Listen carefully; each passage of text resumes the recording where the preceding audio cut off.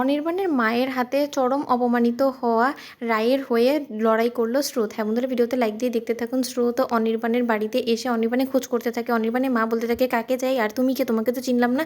তখন স্রোত বলতে থাকে যে আমি রায় দিদি ভাইয়ের ছোট বোন হই, আপনি একবার অনির্বাণ দাদাভাইকে ডেকে দিন, তাহলে সে আমার নাম শুনলেই চিনতে পারবে। ওদিকে অনির্বাণ চলে আসে, এসে বলতে থাকে, কী ব্যাপার স্রোত, তুমি ওখানে দরজায় দাঁড়িয়ে আছো কেন, ভেতরে এসো।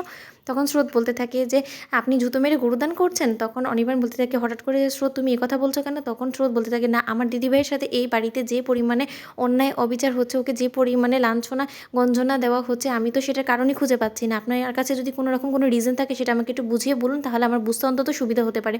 অনির্বাণ দাদাভাই, আমি যদি খুব ভুল না হয়ে থাকি, তুমি যেদিন আমার দিদিভাইকে বিয়ে করেছিলে সেদিন নিজ দায়িত্বে বুঝে শুনেই তো বিয়ে করেছিলে। আমরা তো তোমাকে আমার দিদিভাইয়েরকে তোমার ঘাড়ে চাপিয়ে দিইনি। তার শর্ত কী কারণে আমার দিদিভাই এই পরিবারে আসার পর থেকে সেই প্রথম দিন থেকে এত পরিমাণ অপমান অপদস্থ হচ্ছে বলতে পারো আমাকে। তখন অনির্বাণ বলতে থাকে, ও বুঝতে পেরেছি, রাই নিশ্চয়ই তোমাকে বলেছে যে আমার মা বোনের সাথে দুর্ব্যবহার করেছে আর তার জন্যই তুমি তোমার বোনের হয়ে লড়াই করার জন্য এখানে এসেছো। তখন অনির্বাণের মা বলতে থাকে যে এইটুকুনি মেয়ে তুমি, তার আবার এত বড় বড় চ্যাটাং চ্যাটাং কথা, তুমি কোন সাহসে বলো, তার এই মুখ দেখাও কি করে। তোমরা বোনেরা তোমাদের বোনেদের সম্পর্কে সব কুকীর্তির খবর কিন্তু আমি রাখি, আর আমার সব কিছু জানা আছে। আমার আর কোনো কিছু জানতে বাকি নেই যে তোমরা খুব কত বড় ফ্যামিলির মেয়ে আর তোমাদের কত মান সম্মান। তোমাদের যদি সত্যিই মান সম্মান থেকে থাকতো তাহলে তোমার দিদিভাইকে আবার আমার ছেলের ঘাড়ে চাপিয়ে দিলে কেন বলো তো। তখন স্রোত এক পর্যায়ে চটে গিয়ে মুখে মুখে তর্ক করা শুরু করে দেয়। ওদিকে রাই স্রোতের আওয়াজ পেয়ে রাই ছুটে এসে বলতে থাকে যে এটা তো নির্ঘাত স্রোতের আওয়াজ, স্রোত আবার এখানে খুট করে কোথা থেকে চলে এলো। ওদিকে স্রোতকে থামাতে গিয়ে রাই বলতে থাকে যে দেখুন মা, আপনার যা বলার আপনি আমাকে বলুন, আপনি প্লিজ আমার ছোটো বোনকে এভাবে অপমান অপদস্থ করবেন না। ওদিকে স্রোত বলতে থাকে যে না দিদিভাই দাঁড়া, তুই এখানে দুটো অ্যাডাল্টের মধ্যে বিয়ে হয়েছে, তারা যথেষ্ট পরিমাণে অ্যাডাল্ট পর্যায়ে আছে। আমার মনে হয় না যে তারা নিজেদের ব্যাপারে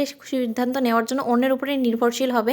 আর অনির্বাণ দাদাভাই আপনাকে বলেনি, সেটা আসলে আপনার আর আপনার ছেলের মধ্যে বোঝাপড়া করা উচিত ছিল, নাকি এটার মধ্যে আমার দিদিভাইয়ের কোনো রকম কোনো হাত আছে। কিন্তু তা সত্ত্বেও আপনি আমার দিদিভাইকে সব কিছুর জন্য দায়ী করছেন, আমার দিদিভাইয়ের ঘাড়েই সব দোষ চাপিয়ে দিচ্ছে। আমি সেটাই বুঝতে পারছি না, আমার দিদিভাই কী এমন চরম অপরাধ করে ফেলেছে বলুন তো। ওর কি এটাই দোষ হয়ে গেছে যে ও এবারে বউ হয়ে এসেছে, নাকি ওর এটা দোষ হয়ে গেছে যে অনির্বাণ দাদাভাই ওর হয়ে লড়াই করছে আপনার সামনে। আপনার কোনটা খারাপ লাগছে? আপনি হয়তো বা এটা বুঝতে পারছেন যে আপনার ছেলেটা আপনার হাত থেকে বেরিয়ে গেছে, তাই তো হয়তো বা আমার দিদিভাই ওকে এমন পরিমাণে বশ করে ফেলেছে যে যার ফলে আপনার ছেলে আপনাকেই উল্টো জবাব দিচ্ছে, সেটাই আপনার খারাপ লাগছে, তাই না? এখন আমি বুঝতে পেরেছি আসলে সব মায়েদেরই না এখনকার দিনে এটাই একটা সমস্যা, যে যখনই ছেলে তার বউয়ের হয়ে কোনো রকম কোনো দাবিদারি করতে থাকে, ঠিক তখনই সেই মায়ের আর এই জিনিসটা হজম হয় না। কারণ তার তো সবসময় এটাই স্বপ্ন থাকে যে না, তার ছেলে তার আঁচলের তলায় বাঁধা থাকবে, সে তার বউয়ের কথা কোনোদিনও শুনবে না, তার বউয়ের কথা উঠবে বসবে না। সেটাই তো আপনার এক্সপেকটেশন ছিল, তাই না? সরি আন্টি, আমি আপনাকে বলে দিই, আমার দিদিভাইয়ের মোটেও কোনো রকম কোনো এরকম অভ্যেস নেই যে ওর গোটা পরিবারের থেকে ওর স্বামীকে ছিনিয়ে নিয়ে আসবে। কিন্তু তার শর্তে আপনি যখন এই ভুল ধারণাটা পোষণ করে আছেন, তাহলে আমি আপনাকে বলে দিই যে আপনার ছেলে নিজ দায়িত্বে গিয়ে কিন্তু আমার দিদিভাইকে সিঁদুরটা পরিয়েছিল, অন্য কেউ কিন্তু প্রেশার দেয়নি। তোমাদের ভিডিওটি ভালো লাগলে লাইক কমেন্ট শেয়ার করতে ভুলুন না।